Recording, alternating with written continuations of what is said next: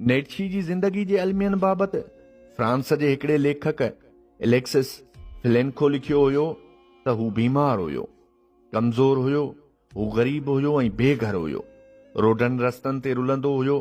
हुन वटि मुस्तहकम को घर बि न हुयो, न का ज़ाल, न को दोस्त, न को मिट माइट, ऐं हुन वटि कुझु बि न हुयो।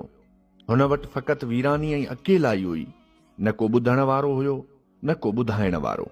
ऐं हू उन वक़्तु बसि ख़ामोशी जो आवाज़ ॿुधंदो हुयो जेका हिन खे हर तरफ़ खां घेरे वई हुई।